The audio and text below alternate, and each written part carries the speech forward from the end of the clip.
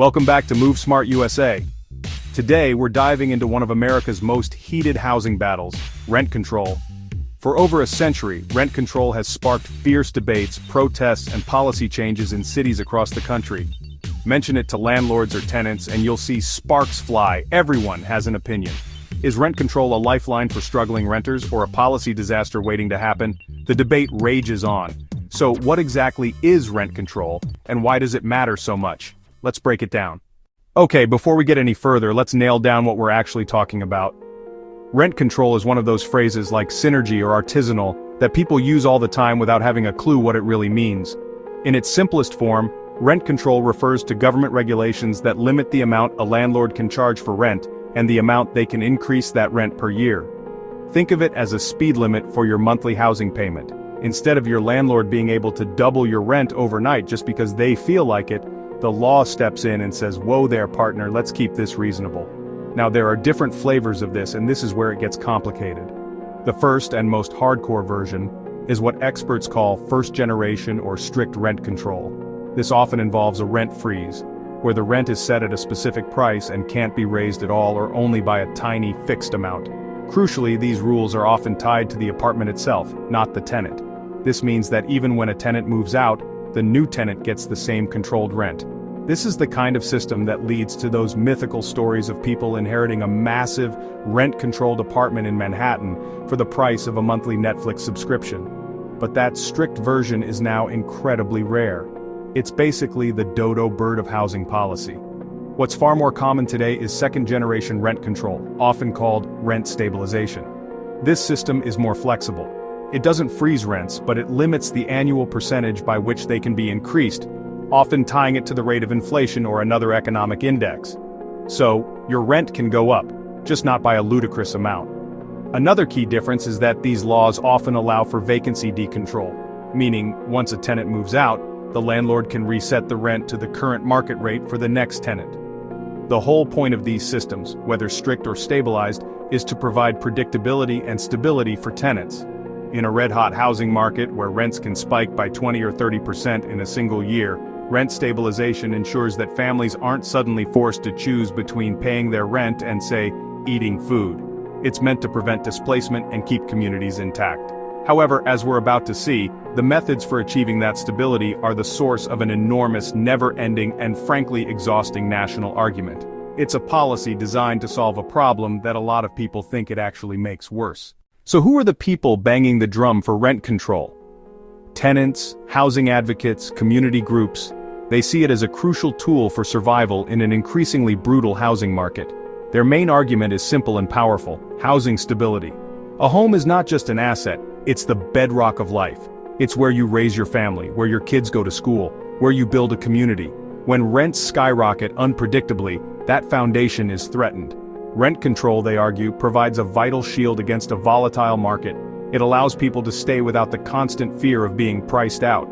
Proponents point to the human cost of an unregulated rental market. Senior citizens on fixed incomes facing huge rent hikes. Working-class families pushed farther from jobs, enduring long commutes and less time with kids.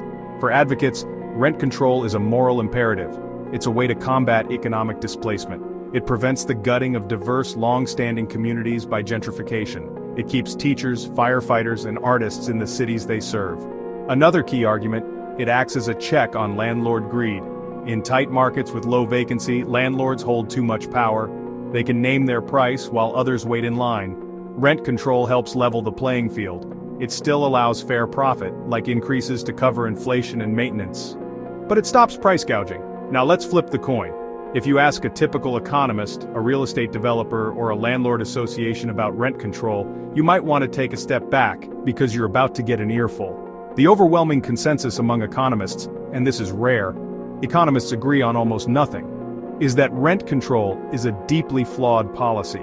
Their central argument is rooted in the simple, often brutal logic of supply and demand. They argue that by artificially capping the price of rent, you decrease the incentive for developers to build new rental housing. Why would you invest millions in a new apartment complex if the government is going to limit your potential return? This leads to the second major argument against rent control. It reduces the housing supply. Opponents claim that not only does it deter new construction, but it also encourages landlords to convert existing rental units into something else, like condos. This, they say, shrinks the total number of available rental apartments, making the housing shortage even worse for everyone who isn't lucky enough to have a rent-controlled unit. In this view, rent control helps a small group now but harms a much larger group of future renters by tightening an already squeezed market. It's crucial to understand that when people are screaming at each other about rent control, they are often talking about two completely different animals. This is the whole first-generation versus second-generation mess. First-generation, second-generation, a lot of the confusion and anger comes from conflating the two. Think of it like the difference between a medieval broadsword and a modern fencing foil. Medieval broadsword, modern fencing foil. Both are swords, technically, but they function in vastly different ways, and you'd be a fool to treat them the same. The same goes for rent control policies. First-generation rent control is the old-school, hardcore version that emerged during the World Wars. This is the stuff of legend, often called strict or hard rent controls. They set a firm ceiling on rents. Rents were effectively frozen and could barely be increased. The hallmark was vacancy control. The limit stayed with the apartment forever. When a tenant moved out after 40 years, the landlord had to offer the unit again at virtually the same low price. Hence the stories of a two-bedroom in a prime neighborhood costing $500 a month in 2025. Economists and landlords hate this model. They call it a recipe for disaster. With no ability to raise rents to market, incentives to maintain or improve the property evaporate. Why pour money into a building if returns are capped at 70s levels? The result, dilapidated housing stock. It also pushes owners to remove rentals, condo conversions, or letting buildings fall into ruin. Today, that strict first-generation model is almost extinct, surviving only in a handful of units in places like New York City and some smaller municipalities. Second-generation rent control, rent stabilization, is the modern, more common approach. It's a direct response to the old model's problems. These laws do not freeze rents. Instead, they limit the rate of annual increases, typically tying increases to inflation percentages. A local rent board might cap increases at, say, 3% this year. The other big difference is the lack of strict vacancy control. Most systems allow vacancy decontrol, meaning once a tenant moves out, landlords can raise the rent to market rates. The new tenant then gets rent stabilization protections from that new, higher baseline. If you thought rent control was a simple, nationwide policy, then oh, you sweet summer child.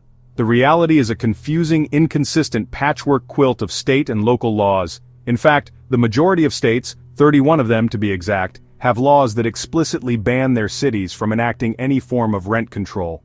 These are called preemption laws. States like Texas, Florida, Illinois have essentially told their cities, don't even think about it. This means that even if a city like Chicago, Houston is facing a massive affordability crisis and its residents are clamoring for rent stabilization, their hands are legally tied by the state government. It's a political firewall against local control. So where does rent control actually exist? As of 2025, it's primarily concentrated in a handful of states on the coasts: New York, New Jersey, California, Oregon, Maryland, Maine, District of Columbia. But even within these states, it's not a one-size-fits-all situation. In some, like Oregon, California, there's a statewide law that sets a cap on annual rent increases for eligible properties. Oregon became the first state in the nation to pass such a law in 2019, capping increases at 7% plus inflation. California followed suit, capping increases at 5% plus inflation, with a maximum of 10%. In other states like New Jersey, Maryland, rent control is a purely local affair. There's no statewide law, but individual municipalities are permitted to pass their own ordinances if they choose to. This has resulted in a complex mosaic where one town might have a robust rent stabilization program, while the town right next door has none at all. The most recent additions to the Rent Control Club are states and cities that have responded to the post-pandemic housing crisis. Maine passed a law in 2022 allowing its cities to enact rent control, Portland quickly adopting its own ordinance. Similarly, cities in Minnesota, Minneapolis, St. Paul, have seen successful ballot measures in recent years, giving their city councils the power to draft rent stabilization policies. So here we are in 2025, and the war over rent control rages on as fierce as ever. The fundamental battle lines haven't really changed in 50 years. On one side, tenants advocates who are drowning in a sea of unaffordable housing, screaming for a lifeline. On the other side, landlords and economists warning that this lifeline is actually an anchor reducing supply and making the problem worse in the long run. The current landscape is defined by this tension. The housing affordability crisis has become so acute in so many parts of the country that the political pressure to act is immense. This has led to renewed pushes for rent control in states and cities that haven't considered it in decades. The tenant movement is more organized and more vocal than it has been in a generation, and it's scoring some surprising victories. At the same time, the opposition remains incredibly powerful and well-funded. Every proposal to enact or expand rent control is met with a tidal wave of industry cash and a full-court press of lobbying and advertising. The real estate industry continues to argue that the only real solution to the housing crisis is to build more housing. A lot more housing. Their solution is deregulation, not more regulation. They advocate for zoning reforms to make it easier and cheaper to build new apartments, arguing that increasing supply is the only sustainable way to bring down prices for everyone. Looking ahead, it seems unlikely that this forever war will end anytime soon. Rent control is not a silver bullet. Even its most ardent supporters will admit that. It doesn't create new housing and it can be poorly targeted. But in the face of double-digit rent hikes and widespread housing insecurity, it remains one of the most direct and appealing tools for politicians and tenants looking for immediate relief. The future will likely see more states and cities adopting California-style and Oregon-style rent stabilization laws as a political compromise. The debate will continue to be a messy, unsatisfying, and absolutely essential one. Because until America figures out how to provide affordable housing for all its citizens, the stubborn, complicated, and divisive idea of rent control is not going anywhere. Thanks for watching Move Smart USA. Like and subscribe for more.